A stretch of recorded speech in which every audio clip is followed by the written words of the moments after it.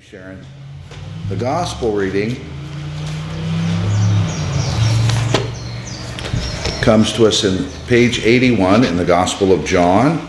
We've gone from Mark and hopped over to John for his commentary.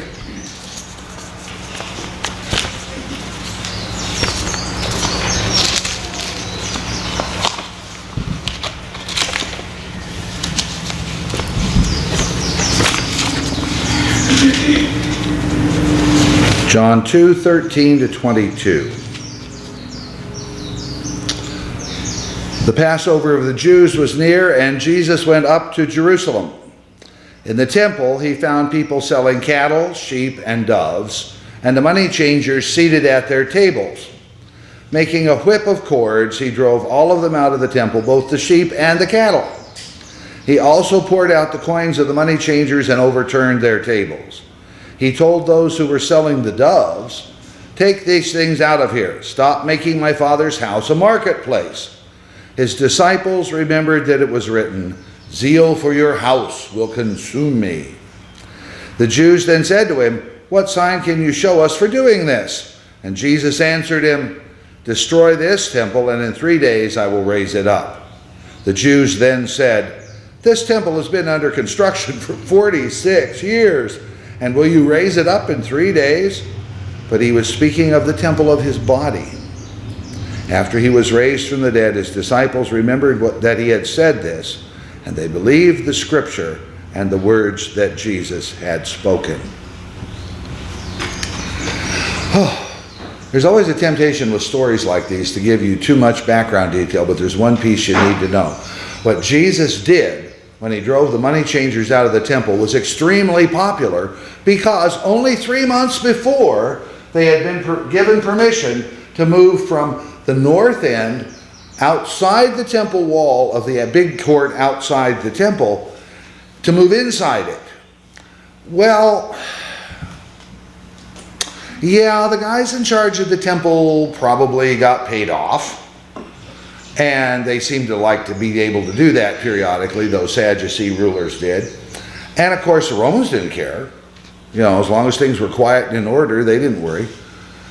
But a lot of the folks in Jerusalem went, "What? You took all this stuff? I mean, we now have pens of cattle, pens of lambs, cages of doves, and the money changers' money changing tables all got moved inside the big wall of the temple proper? We've never done that before. What is this deal?" So there were grumblings all across the city. So Jesus comes in and does something. And by the way, this is early in the Gospel of John. It's later in the other Gospels. John puts this at the start of Jesus' ministry, and the other three put it in the last week. Well, wait a minute. When did it really happen? It happened. The writers wrote it the way they wrote it because they had reasons. The other three put it in the last week as part of the final confrontation because they knew that that's probably the reason that it's mounting up, that he's getting more and more trouble. John puts it at the first. Why? Because a lot of prophets in Israel started their ministry by condemning evil in high places, especially either in the palace or the temple. And so Jesus is starting his ministry declaring, put God first. It didn't hurt that he was doing it in a very popular way. Now, this stirs things up, and we're getting ready in chapter 3 for the visit of Nicodemus. And again, John sets this right after the wedding and the wedding feast in Cana of Galilee, where Jesus sort of first publicly says things, and then it's time to go down to Jerusalem, as Jesus does in the Gospel of John, time after time through his ministry.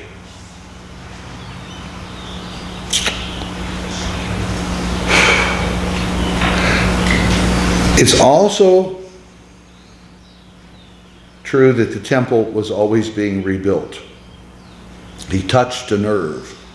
Now, when he said, destroy this temple and in 3 days I will rebuild it. Because they did an odd thing.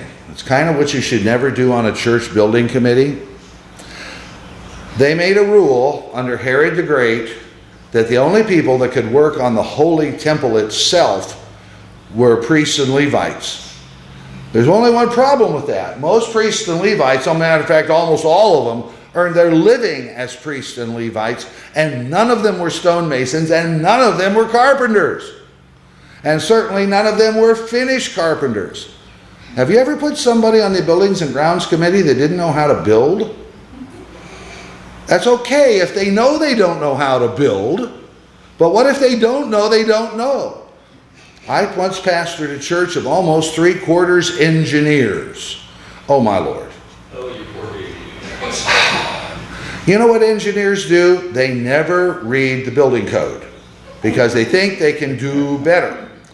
And so at the Warwick United Church of Christ in Newport News, Virginia, they had to rebuild the front of the church and redo the platform for the choir loft. Was it enough to simply look up the building code and figure out that they either had to have 16 or 24-inch centers and what size joists they should put under that to hold up and how thick the plywood should be? Oh no! They had to start from scratch, and they cranked out a whole series of formulas on how they could save 7% by building it their own special way, which then took approximately 3.5 weeks. When the whole job could have been done in 2 days by simply looking up the code and building the silly thing. You don't want people that don't know what they're doing in charge of stuff unless they know they don't know. So Jesus touched a nerve because it's always the priests and Levites that are in charge of fixing the roof, making sure the doors don't fall off, making sure the 2 big columns out in front don't fall over, and also, by the way, making sure that no overtly Roman stuff gets put up like it did during the reign of Herod the Great to cause a riot in the city. So Jesus had touched a nerve with that. But then, thinking back, the disciples tried to figure out, what did he mean when he said, you destroy this temple and I'll rebuild it in 3 days? What does that mean now that Jesus has risen from the dead? And they go, oh, now we get it. He wasn't saying this temple. He was saying this temple. You try to kill me, I'll be back in 3 days. And they went, oh, that's what he really meant. Destroy this temple, and I will rebuild it in 3 days. Looking back at the disciples' viewpoint to the resurrection and this, but also Jesus looking forward at the beginning of his ministry to know where he's probably going to be headed.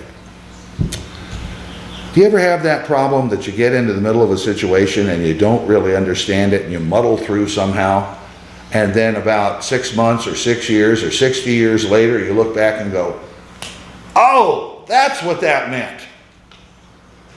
This is what's going on in this piece of scripture.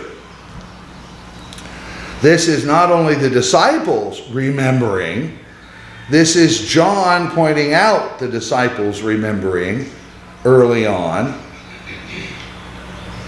Or was it early on? What time frame is John writing in? John is describing an event, but John is also describing the later reaction of the disciples.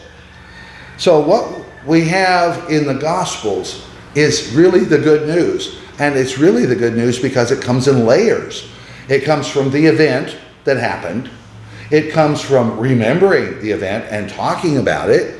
It comes from understanding the event later. And then it comes from some guy coming up and writing the whole thing down and putting it in order. Then the next step is we read it.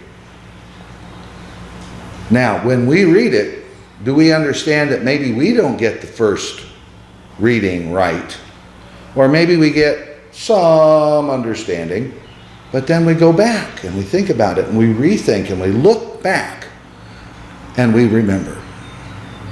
And then once we remember the event, by the way, have you noticed that nobody ever remembers the event the same way?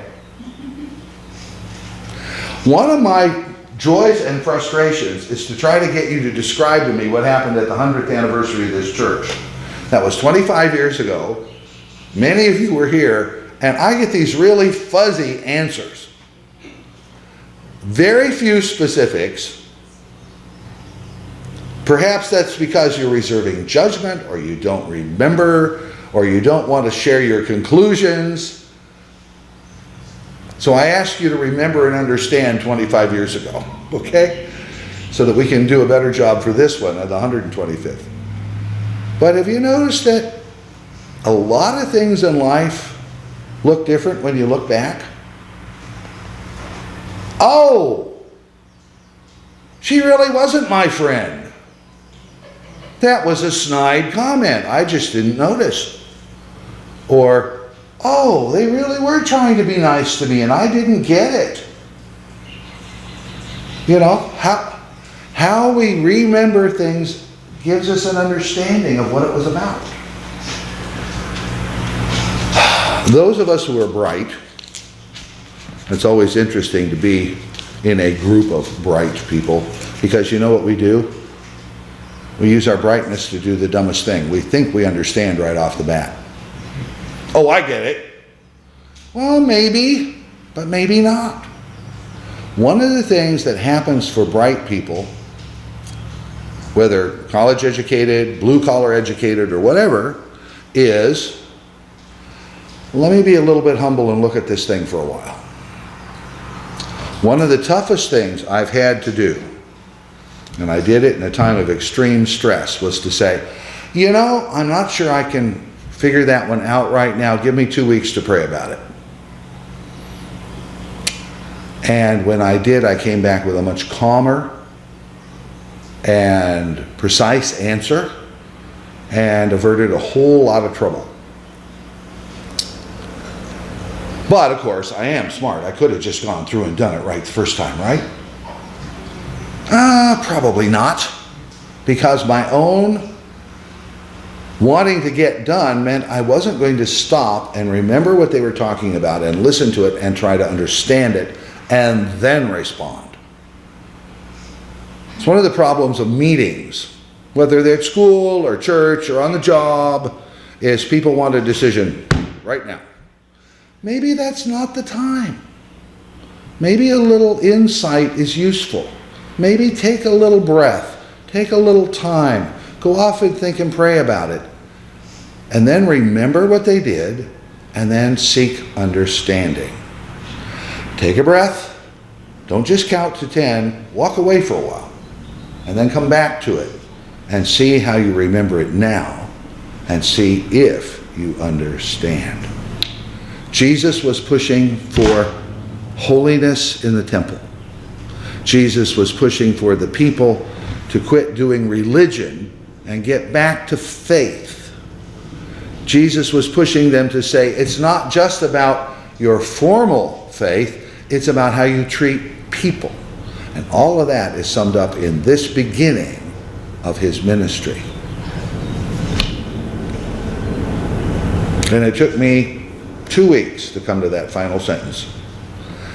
Take time to think about, remember, and understand. Our hymn is Jesus Walked This Lonesome Valley. It's in the black.